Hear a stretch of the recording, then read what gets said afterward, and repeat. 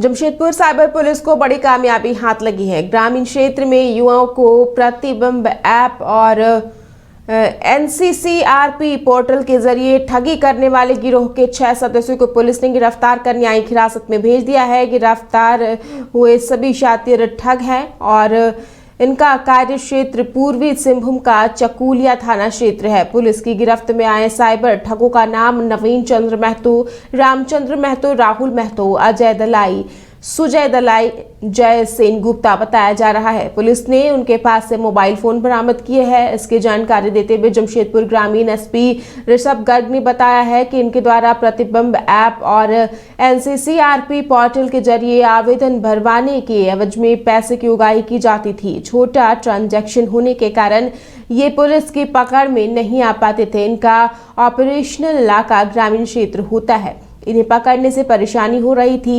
इनका नेटवर्क राज्य के अन्य जिले में भी फैला हुआ है। उन्होंने बताया कि जमशेदपुर साइबर पुलिस के सहयोग से इस गिरोह का सुराग लगाया गया और इन युवकों की गिरफ्तारी की गई। से देश के किसी भी राज्य में मौजूद, किसी भी शहर में मौजूद लोगों को ठगी का शिकार बनाया जाता है। तो उसी क्रम में हम लोगों ने एक पहल करी है शुरुआत, जिसमें प्रतिबिंब ऐप के माध्यम से हम लोगों को एक डेटा मिलता है जिसमें कि जिन लोगों के साथ फ्रॉड हुआ है वो लोग उन नंबर्स की सूची डाल देते हैं, जिसके माध्यम से ये पता लग जाता है कि वो जो नंबर जिसके माध्यम से उनके साथ फ्रॉड किया गया है वो कहाँ पे एक्टिवेटेड है।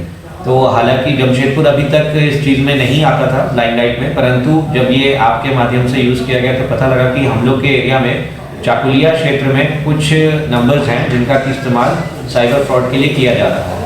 उसी क्रम में हम लोगों ने थाना प्रभारी और DSP साइबर के नेतृत्व में एक टीम का गठन किया और उसको मॉनिटर किया जा रहा था।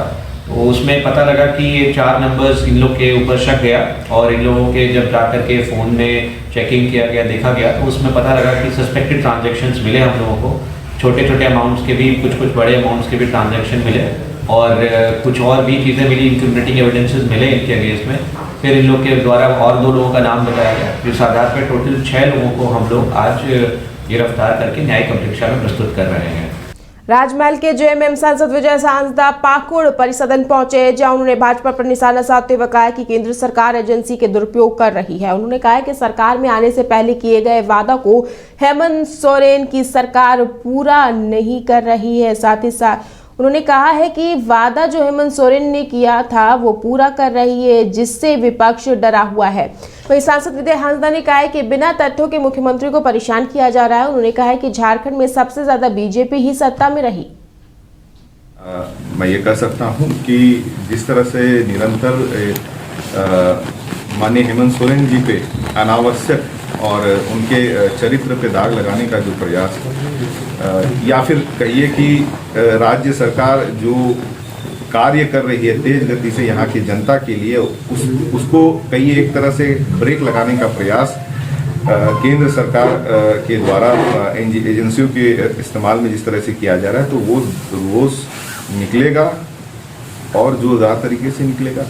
और साथ ही साथ मैं ये भी कह सकता हूँ कि अब इस चीज़ को जनता भी भली भांति समझने लगी है कि जिन स्टेट में BJP की सरकार नहीं है वहीं पे इस तरह की चीज़ें हो रही हैं, और जिन स्टेट्स में अगर वो सरकार बना पाते हैं तो फिर किसी भी तरह की इस तरह की कहिए एक्शंस बिल्कुल नहीं होते हैं। तो ये दोहरा नीति मुझे लगता है कि जनता भी और पूरे देश के अंदर में ये सभी लोग समझ रहे हैं। मैं ये कह सकता हूँ कि जिस तरह से निरंतर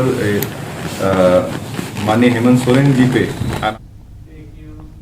तो खबर चंदन क्यारी से है, जहां चंदन क्यारी में मेले का आयोजन किया गया। आपको बता दें कि चंदन क्यारी में पौष पर्व के मौके पर प्राचीन काल से आयोजित क्षेत्र की बहुचर्चित दरहा मेला का आज समापन किया गया, जो झारखंड के सबसे बड़े एक दिनी मेले के रूप में प्रख्यात है। मेले में चंदन क्यारी के सभी गांव के अलावा बोकारो, धनबाद समेत दूर दराज के हजारों लोग पहुंचकर मेले का आनंद उठाए।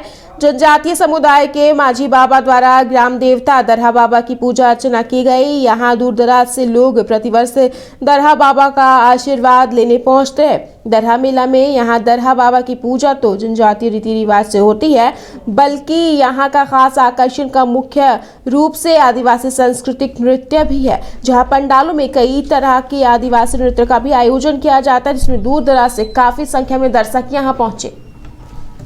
तो नेता प्रतिपक्ष अमर बावरी ने बड़ा बयान दिया है। आपको बता दें कि नेता प्रतिपक्ष अमर बावरी ने बयान दिया है, जिसमें उन्होंने बाबूलाल मरांडी की नई टीम की घोषणा पर उन्होंने कहा है कि विनिंग टीम ये है और विजय पताका लहराएगी। प्रदेश अध्यक्ष बाबूलाल मरांडी के नेतृत्व में ये कमेटी भारतीय जनता पार्टी की सरकार बनाएगी। भय भूख भ्रष्टाचार के अकंट डूबी हुई इस सरकार को जनता उखाड़ फेंकेगी। ईडी को लेकर बंधु तिर्की के बयान पर अमर बावरी ने कहा है कि वो बड़बोलापन के शिकार है, उनको आंख दिखाने तक की हैसियत नहीं है, बड़ी बड़ी बातें कर रहे हैं, उनको मालूम नहीं है ऐसी कोई भी हरकत से आजीवन सलाखों के पीछे से गुजरना पड़ सकता है। विश्व सनातन संस्कृति और सनातन धर्मावलंबी आज पूरे विश्व में आनंदित है, उत्सव का माहौल है और पूरा वातावरण जो है राममय हुआ है। देश के कई एक राज्यों ने इस अवसर को अविस्मरणीय बनाने के लिए अपने नागरिकों को इस आनंद उत्सव को जीवन भर के लिए अपने कैद करने के लिए उनको राजकीय अवकाश का छुट्टी देने का घोषणा किया है और लोगों को आनंद भी है। झारखंड में भी कमोबेश सभी हर एक नागरिकों की इच्छा है कि इस देव दुर्लभ संयोग को अपने जीवन में हम उतारें, जो 5 दशकों के बाद आया है।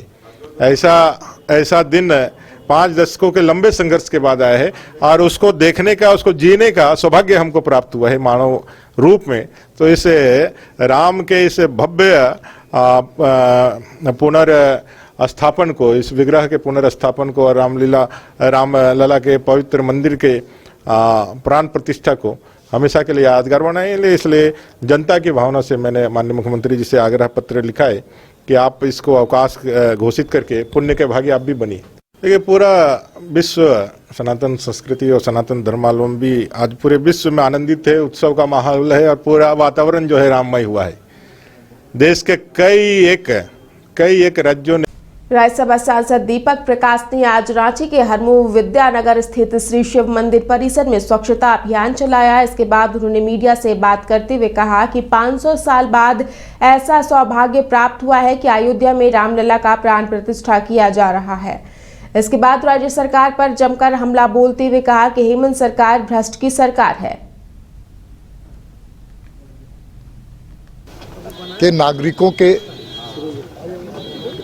हित के लिए नवीन जायसवाल जी के अनुशंसा पर यहाँ पर एक सामुदायिक भवन बनाने का संकल्प हम लोगों ने लिया था बहुत पहले।